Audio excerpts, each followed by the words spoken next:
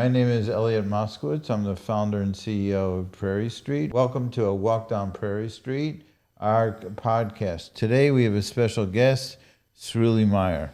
Hello. Hello, Sruly. Welcome to the set. You've been here before. Yes. So Sruly is a special guest because he's not just, I wouldn't really even call him a guest at this point. He's part of the Prairie Street family. He's been working with us for more than a year, running our social media, and he's involved in lots of different things. And I thought it would be really interesting to get Sruly on set here because kind of similar to me, your background doesn't really make sense for one step to the other. It kind of goes where it goes, and thought to give a little context. So let's start with a little of before we get into your detail and your background, what do you consider like the social media management job today? Like, and specifically for Prairie Street, it's a moving target. Things are changing like all the time. Yeah. How do you describe it? I think at one of our first conversations when you were asking about different engagements that we were having on our channels, and I was sort of trying to explain it as like surfing the web. You know, you're surfing a wave, the algorithm, people talk about all these things. And as soon as somebody tries to latch on or explain it or understand it or figure it out, it changes. So you're basically like going like this all the time. And the main thing is to just continue to be steady, consistent, and just focus on the type of quality that you're making. And that's something I think that we both agree with a lot, because you are very into high quality, whether it's the meat or whether it's the production on the cooking shows that we do, or even on these podcasts, that you feel like the quality has to be there before anything else. And I think it's the same thing with social media and all content online. It's not so much when you post something or how you do it, or it's more about the content itself. If the quality is good, the quality will do well. It'll rise to the top. So whether it's about cutting a good piece of meat, what separates your meat from the meat that somebody could buy in a grocery store? And the answer is quality. That's really the difference. So when you're looking for the long-term indicators of success, you're looking for quality. The quality is always going to be the most important thing, and that's been like that since I've been doing this, going back to the MySpace days. A lot of people who are watching this might not even know what MySpace is. Right. So you guys Google that are a little younger. MySpace was one of the earliest social media platforms everybody thought was the real deal, and they kind of imploded. Yes, they did implode. But eventually there's always a shift. AOL was very big for a while.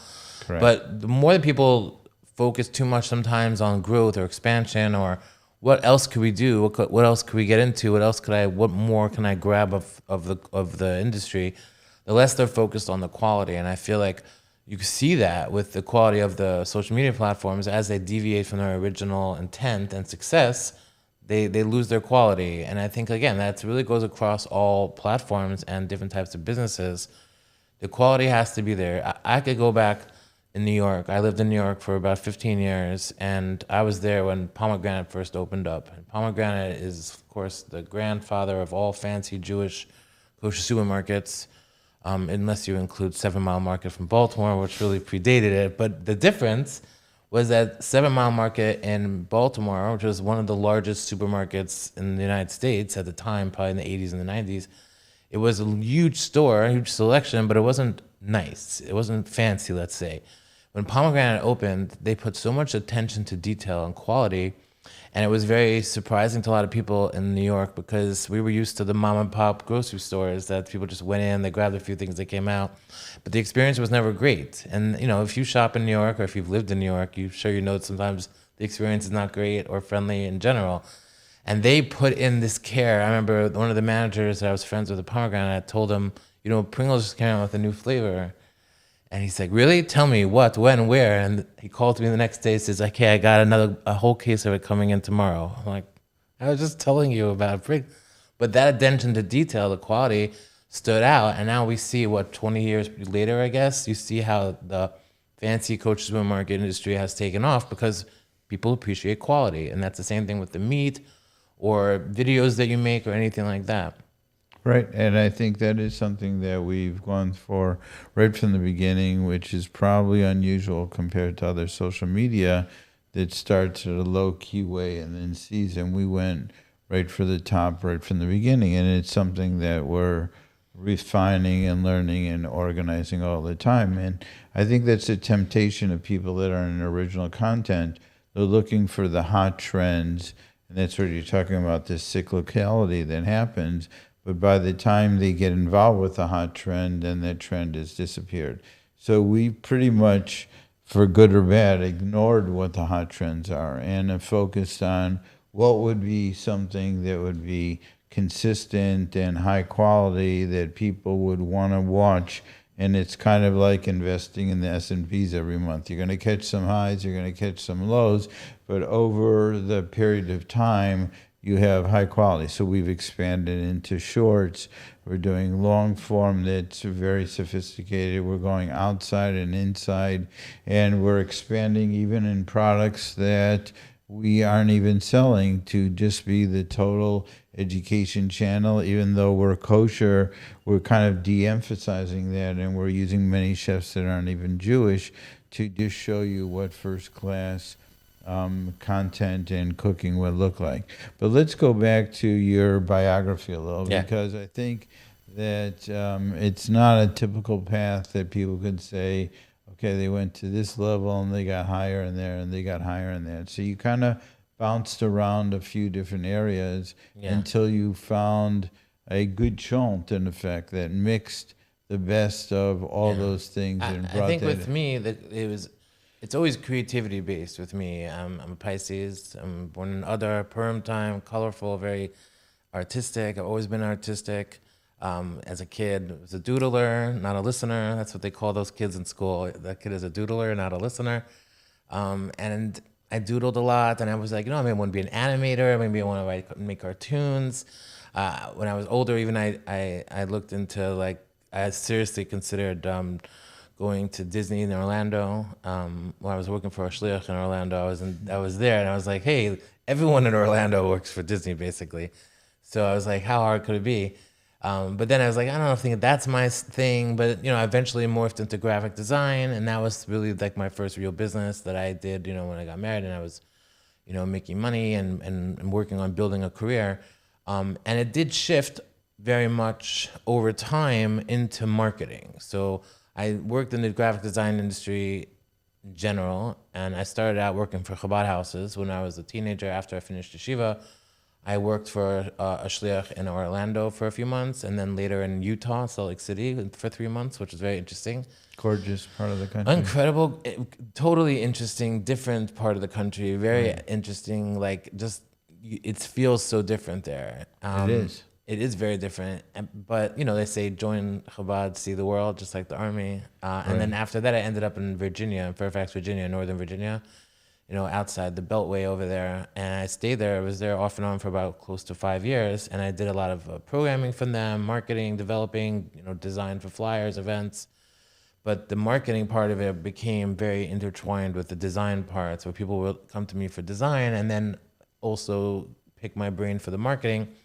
And that was really, again, creative-based stuff. And then when I started working in Jewish music, it morphed from design to design and marketing, and now a lot of marketing, but the design becomes part of the marketing package. So right. So in part of that, in an earlier stage, you were heavily involved in the music business and producing albums and cover graphics for that. So that was like kind of some of the initial steps of combining several skill sets into that into one thing. I think what happened there is that I was working in design for a Jewish music distributor, and so a lot of artists would come to the distributor, and then when they were making an album, they need an artist, so I would also end up working for them to do their design. And then, this is before Benny Friedman, that era, like post Shweki, Avram Fried, there was like, it was all this new wave of people that were coming out, Oha, David Gabe, all these guys.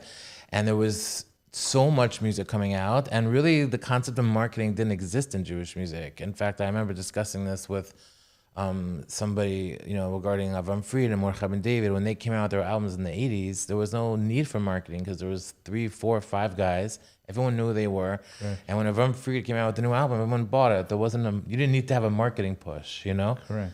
And then as the singers blew up and there became so many, it became more difficult to distinguish between why should I have this guy, why should I have that guy. And I remember I started working with Benny Friedman from, the very early stages. And when our first album came out, which was called Tamu, we had a very small budget, which we used mostly on the actual album. And the marketing came out, and I was doing the marketing, but there wasn't really much of a budget. And I remember we started going guerrilla, where the song title is Tamu. It's from a Sikha of the Rebbe, Tamu Ryuki Toivavaya. And I took the whole pasuk and I put it on a background, like a yellow, like literally copy and pasted it from the Sikha with the letters and made it into a banner. And I printed 10 pages. I'm a printer, color printer, cut them out, and I put them in 10 different locations around Brooklyn, like 2 in Crown Heights, one on a pole, a telephone pole in Flatbush, one in Muncie at 7th. It was like 10 locations. And then I sent an article to the Jewish places saying, what is this thing that's popping up? Oh, that's so funny. And then everyone's like, this thing has popped up all over New York. And you're like, well, it was 10 places basically, but it created this buzz, and there was no details. It didn't say Benny Friedman. It didn't say new album. It just said Tamaru Kitevivaya. And I learned from that, again, like the quality of your work matters more sometimes than how much money you put into it or what your intentions are or what you're trying to mimic or recreate. It's really your original creativity. And again, so that really crossed over for me from music to design. And I think the reason why I got into producing was that no one else was doing it and there was a space for it. And again, I just had this, like sort of belief that it's like, why not me? Why can't I do it? But in that world, the market also has changed underneath rapidly. So instead of having our earlier generations 4 or 5 guys that were the main go-tos, and they pretty much controlled the market. Now everybody's a singer, and then you have streaming, and you have Instagram, and the method of distribution, Spotify, whatever, has changed. So the Ishai Rebos of the world are like in the millions, literally, because they big pond. They went from a small pond to a big pond. A very big pond and become sophisticated, but it's probably more of a struggle for the newer artists to get traction, which is similar in the rock and roll and other world too, is that from selling music, they're making pennies, but unless they go on a big tour or something, and then already they have to be the creme de la creme to do that. And I think you're seeing a parallel in the Jewish music, that the Ishai Rebos or whatever of the world are getting packed crowds in Madison Square Garden. But the new players, it's a big struggle to get started, and an album cover is kind of less interesting. Is like you'd sit around in an LP and you'd look at the album and everybody would read it and you'd pay attention to. People don't have patience for that anymore. I did an album cover for a singer, Sruly Meyer. It's MBD's nephew and Mendy Werdiger's son, who owns most of the music, Adult Music.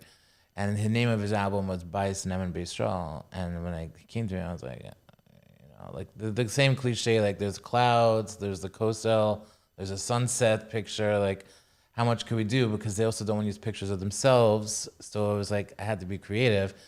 And I came up with this cover, which I thought is such a like throwback to like 60s, 70s, 80s even. But, people liked it who understood it, but it was a construction blueprint of a house. Buy a Snem and Bistro and build yourself a house, amongst, Israel.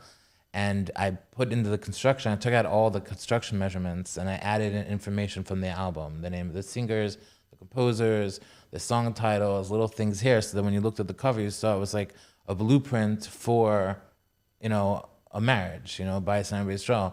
But that attention to detail today is less there, and people have less patience. But I think that the answer to that is really the answer to the same thing we were discussing before, where it's quality and creating your own unique personal brand. Meaning, like I remember once doing marketing for a singer who was going to do an interview on the radio, and he asked me, what should I say? And I said, well, why don't you tell them, why did I make this album? Why do I like these songs? What do I connect? Like, what do you bring to the table here? And he's like, well, I wanted to make a new album. So I went to the composer, I bought those songs, and that's it. And I think that that's a little bit of a filtration process that we're seeing, is that if you have a personal story to tell, if you have a personal brand, if you have something that you're passionate about and you're really bringing that out in your music or your art or your business, people are going to pick up on that. And that really separates people who are just doing it because they think it's a good idea to make this album or make a business, or like, you know what, I should make a restaurant because there's a lot of people in Florida now. If that's your only motivation for doing it, you shouldn't do it. You should do it because you love food, you love serving people, you love working with people, you love the community, you want to help the community grow. Like, that should be your reason and your motivation, because if that's your motivation, then you'll have a lot more success. But if your motivation is just, I have money and I want to open up a business, that's not enough reason. So I think it goes back to, again, quality, but also passion, which is something that I know that you have a lot of passion for what you do. Whenever you're showing me a meat, you're very excited to show me all the marbling and how it's packed and everything. And I think, again, someone who has passion for what they do, that passion plus quality will often result in success. I agree with that. I think that if you don't love what you do, I mean, obviously there's some days that I don't love everything that I'm doing, but the attention to detail, this original content project has been my baby. We're actually consolidating all our content to one area of the website that people can see and use, and we see the impact, and then we're going to start translating in other languages. So yes, I think that's been a strategy for us, that we're going to go for excellence in everything that we do versus volume, because it's too small of a market to do both. But you also had history, because you're so multifaceted in Sruly Cooks, that you became, started your own food channel and things like that. You started your own food channel. So tell us about that background a little. Yeah, I mean, I've always been computer friendly, I think you could say. I mean, I know it's not, I'm 45 years old, so I go back to Prodigy, CompuServe, Yahoo GeoCities, Well, I had an Apple too, so I think my parents actually had an Apple too. I go back to Chabad.org when it was just like text and blue screen, and there was these Torah chats, and this was like 1980 something, and people just did not understand what the internet was. And as I evolved with the internet very much, and I was on CompuServe and Prodigy and eventually Yahoo and AOL. And I remember we had a modem, and my neighbor would come over to see the sports scores on Sunday, and they would load like half of a letter at a time. Watching paint dry. You were like, Miami Heat 92, LA Lakers, did they win? 85. Oof. Today it's just snap, and it was always something that I enjoyed. I enjoyed marketing in general, but I enjoyed just observing with the world and seeing how things change. And I'm the kid who noticed when the cereal boxes changed designs. Like, that for me was more exciting than the prize inside. I'm the guy that noticed when Tropicana had a radical brand change over here, growing up in Florida, orange juice drinker, and seeing the Tropicana logo change and the bottle change and thinking, oh, that's not going to sit well with people. And I was maybe 12. I really just continued working social media, and then I had my own social media that would showcase a lot of the work that I did in Jewish music, which is how it kind of grew in the first place, because people would follow me because they knew I was very involved in Jewish music. And then I started posting a lot of food content on my personal page, and I didn't really feel like it was going anywhere. I didn't really feel like people were interested in it, so I started posting less, and then a friend of mine reached out and said, hey, how come you're not posting your stuff? I'm seeing recipes, very interesting. So I told him. So he said, make your own page. And he's like, you should call it Sruly Cooks. So I was like, okay, fine. I think it's one of those things where I'll do it, and then in 2 months I'll get tired of it, or I'll stop doing it, or nothing's going to happen. As a creative, you start a lot of projects that you don't finish. I'm sure you're like familiar with that. And I started it, and really right away. I mean, there was no gestation period. I went from like 200 followers to 2,000 followers within a couple months, and it just continued to blow up.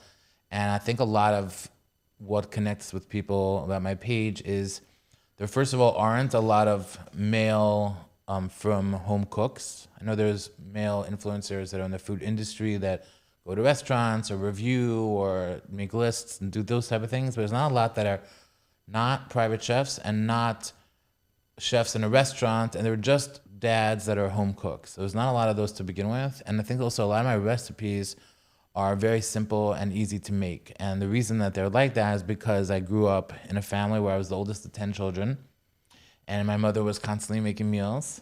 And especially as I got older, when I went to yeshiva, I would come home later, schedule, and then, you know, the younger kids would eat at 4:30, 5 o'clock. And on the time I came home, it was just a shifting, like, you know, when you're 18 or 17 or 16, you're not eating the same food as your 8-year-olds or 5-year-old siblings. So my mother would just say always, you know, go to the kitchen and make yourself something. So I would, and my mother would sort of like shout out, you know, guiding things, you know, and the big joke was always, you know, that I would right away put it up to high, everything to high. That's when I first started cooking. Everything was, well, hotter means faster. Faster means you get it quicker, and that's it. I think the whole previous generation was raised on well done. Right. Everything had to be shoe leather. It's true. The baby boomer generation, I think, is very much like TV dinners and like instant, very quick. And I learned very quickly from my mother that you can't always just cook everything on the highest temperature. And, you know, the joke was that I was going to make a cookbook one day called Cooking on High, because my mother would always say, "Are you cooking on high again?" And I would like turn it down. Or are you cooking high? Right. I looked it up. You were just in Amsterdam recently. That's so right. I Googled it, and obviously Cooking on High is not the same genre that I would be going for. So if I have to come up with a different name for my cookbook one day. But, you know, I learned that you have to cook on varying degrees of temperature for the food to come out in different ways and different quality. And because I learned that sort of like throw it together, Erev Shabbos, make a meal for 10 people or 20 people you have guests. I learned a lot of that from my mother, and that style for me is very much also like, yeah, there's times where you need to sit with your food and you need to spend time on it and braise it and let it Sure. cook out. Brisket is a 12-hour procedure. And then some stuff is just like throwing together a quick dinner. And I think that a lot of people who follow me enjoy the simplicity of my recipes, and that really has grown. And then I've expanded on TikTok and other platforms as well, focusing on.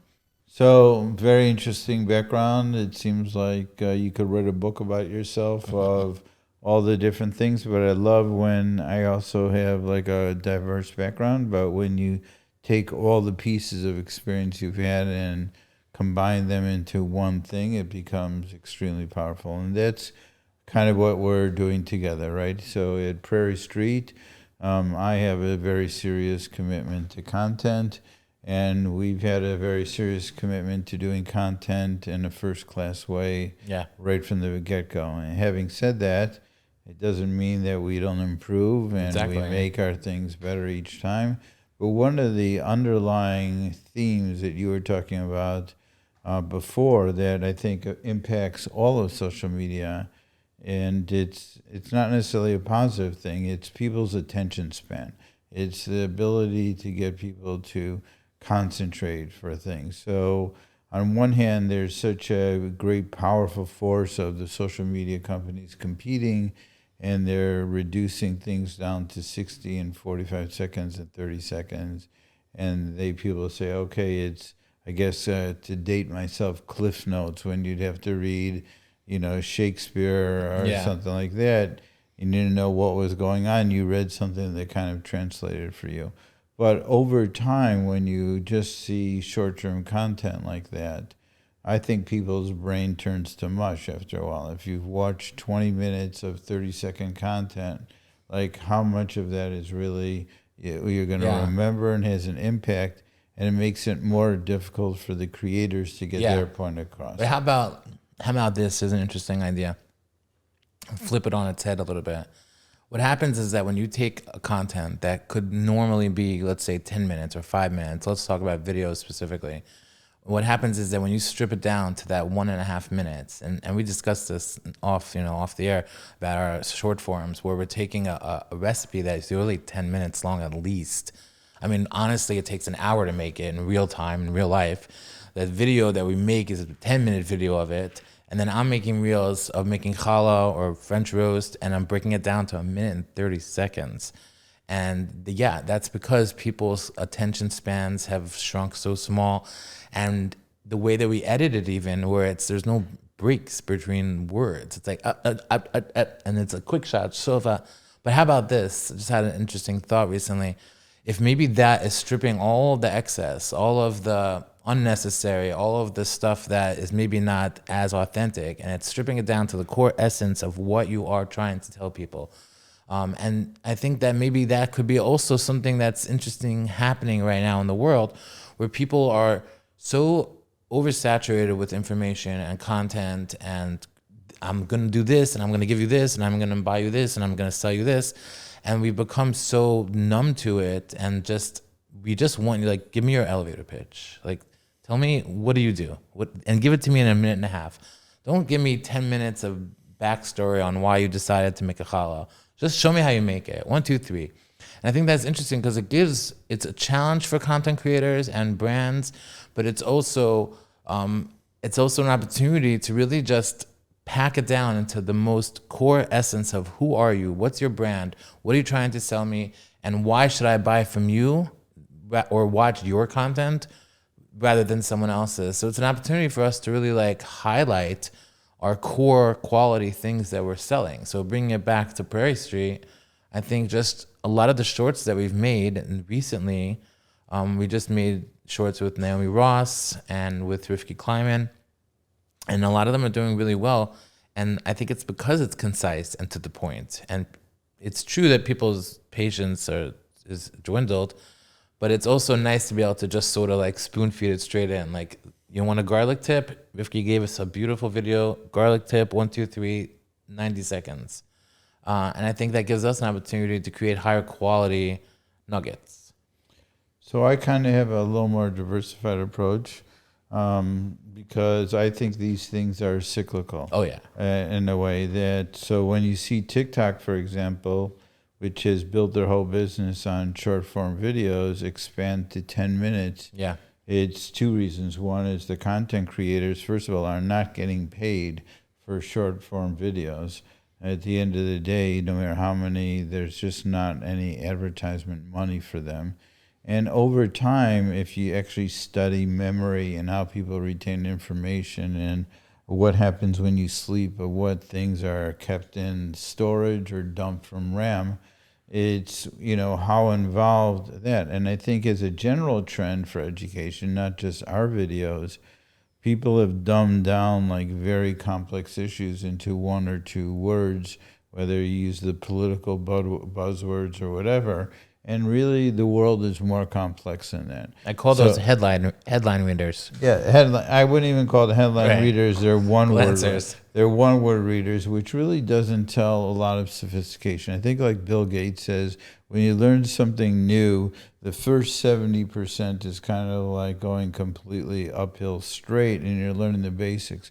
But the more sophisticated things come when you're more of an expert and you have a nuanced approach. So we try to have the balance because we're not only teaching recipes, we're teaching concepts.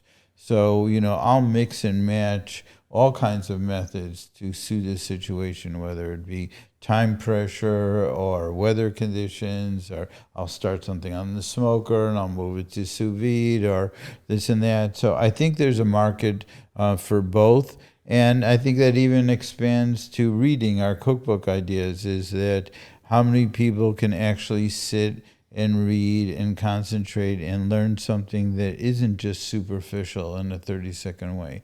And that's why we've run this diversification of magazines that are more in-depth, the long form that if you want to learn some of the more details. And then these are tools that you could use that you could apply to any recipes. And I think the people that have had the most success with our videos aren't just saying, I need to make X and this is how we do it. It's saying, oh, I learned indirect, direct, and that kind of thing. And we're applying it to whatever we do, whatever weather conditions. That wasn't the case 30 years ago. You pretty much had a stovetop and an oven, and there's so much technology that's being used. That's changed. And I think that's one of we talk a lot, like almost every day, And that's one of our challenges, is to, in a way, kind of ignore the noise of what the latest fad is, but at the same time, on a diversification basis, that you're showing things that people on a rush, short term, maybe when they're longer, when they have a little more time, they want to watch the long form version of that and get more detail. I think we're going to see actually a change because we haven't seen a huge shift in a while. And the consumption of information has become so much over the last 20, 30 years. I'll tell you something interesting I saw recently about fashion. They were saying, why is it that fashion, if you look at the 50s, 60s, 70s, even the 80s, and a little bit the 90s, fashion changes from decade to decade. It's very clear when you see somebody wearing something, if this is someone from the 70s or the 60s or the 90s. But really, if you think about it from about the late 90s to about now, we're talking almost 30 years, fashion hasn't changed that drastically. And that's because we're in this huge information overwhelming where there's very little room for something different to burst out. And it's become stagnant. And all the social media has it expanded from Instagram and Facebook to Snapchat and TikTok and Shorts and all these things like that. It's sort of like it can only handle so much. And I think that this next generation, and even now a little bit, is shifting back to long form, longer versions. And that's why TikTok is pushing long form, because yeah, all of this instant bursts of information is great, but it is wearing on people. And I think that there is a shift now to, and it'll always be back and forth. That's how it is. Like you said, everything's cyclical, so it's going to go around in circles. But I think that we're ripe now for a return to something that's a little more slowed down. People want it. People crave it. People know that it's been too much. They know it's affecting their brains. They know that it's affecting their memory. And their attention is extremely low. Yeah. And that's why our commitment, we have, except during the holidays, a long-form video every Sunday at 2 o'clock. There's a big commitment to that, because sometimes people want to understand more than how do I just get this done. And we're starting with high-quality product and high-quality production and diversification. And you want to see a recipe straight, we could show you that. You want to see short form, we could show you that. You want to hear podcasts and peel the onion of people that are behind this industry and what's happening and what are the continued trends. And so in a way, for good or bad, we kind of ignore what are the hot trends, and we kind of just have a consistency approach. I think what's also changed drastically is how many different methods of cooking there on the stovetop and sous vide and a smoker and a grill and the different machines and technology, and we mix and match that, and we have so far more than 10 different chefs that have been, including you. You had your debut for French roast for Rosh Hashanah. How did that come out? It came out amazing, and I actually had a lot of people that told me they made it, and they really enjoyed it. So. And the meat that we used was so good because, obviously we work together, but I also am a home cook, and I do enjoy creating dishes and original recipes, and the quality of the food does make a difference to me. And I can taste the difference between, regular and something that's exquisite. And, when I go to restaurants and we do reviews and we go to places, I could 100% see the difference, the quality of the meat and the taste and the freshness. And, last night I made the short ribs, the cube short ribs. They came out so good. And when you say fall off the bone, they literally fell off the bone. And I had a bite because, I had to. They were for Yontif, but I had a bite, and I was just and this was sitting in my freezer for at least 3 months. But the quality is so good. The packaging, when we cut a lot of meat. It's packaged tight. It's in 20 below freezer the next day. And that is indeed the hardest part of this entire project, is consistent quality. And that's what we're trying to appreciate. And when people get it, usually when people go Prairie Street, they don't go back because of that big, huge effort and consistency of the quality. But this is also a giant project of creating original content, building confidence. One thing I learned in COVID was how many people didn't know how to cook that might have been married 20 years and pretty clueless. And this gives in, someone says, okay, I'm going to spend some extra money and buy this beautiful 4-bone standing rib roast, but they have no idea when it's done. So we give a thermometer out with every order that people can know that. So, and I also like the magnet. think that's really great because Magnets cool. my memory is, shot. Magnets are cool, though the new technology of fridges aren't using stainless steel, so they can't stick to that things. But we're constantly looking. We're looking for ideas. We're going to be consolidating all this content and working with some serious players that are interested in what we do. Continue this push. Reach out to you. We'd love to hear from you of any ideas you have as far as content, what you'd like us to see. Yeah. And we try to bring the diversification to the table. I'm very proud of our team that's located in Europe and all over the U.S., and there's a real camaraderie and friendliness that goes on, even though we have intense deadlines all the time, and everybody sees it. And when you're building something that really is uncharted territory, this combination of the media and the high-end meat, and building this all from scratch and being national and international, takes a tremendous amount of work and effort and coordination of these moving parts. But I'm super excited that we've relocated down to South Florida. Yes. I think it definitely gives us a lot more advantages as far as the clientele, but also filming.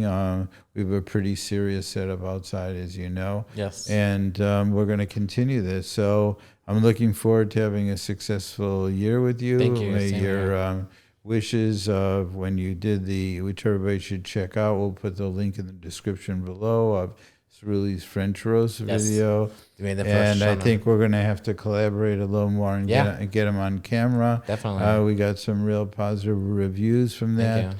So I think we're going to continue this. And this is exciting, this podcast thing. We just did another one recently with someone that owns a big store group here in Florida, and people that are attached to doing charity work and other work. Like, there's a lot of things that have to happen behind the scenes. You got to get a recommend or suggest button on the website.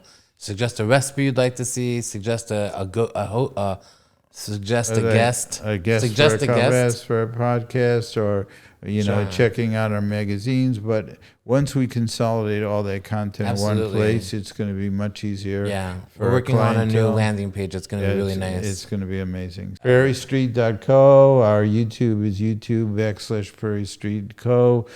New videos every Sunday at 2:00, unless it's the holidays. Right. And you're going to see a lot of exciting things. And follow on social media, Prairie Street CO on Instagram and TikTok, and then follow me also, Sruly Cooks, on Instagram and TikTok. Nothing like a good shameless plug. Absolutely, no shame. Well, he's Jewish. You got to promote yourself, right? I'm a marketing guy. I guess you do. So thank you so much, Sruly, for joining us. Thank you for having me. It's nice to see you in the guest chair before we go back to work in about 5 minutes again. But you were amazing on camera for doing your French roast recipe. This was fun. It's very cool. Like, I'm very attracted to people that have crazy backgrounds and pull all that stuff together. To me, it's the ultimate chant when you could take all your experiences of life and put them together and make the best of that, and kind of the stuff that you don't want. Your life experience is who you are. Is who you are. And we're pretty passionate about this. We're passionate about our education. Check us out at PrairieStreet.co to buy anything and to also see all our media. And we have exciting developments. Just follow us on all the channels. So I'm Elliot Moscowitz again, the founder and CEO of Prairie Street, and Sruly Meyer, Sruly Cooks, and our social media manager. He's very talented, but if too many of our audience reach out to you, then you're probably fired because you won't have any time for me. So thank you so much, and we'll catch you in the next time on a walk down Prairie Street.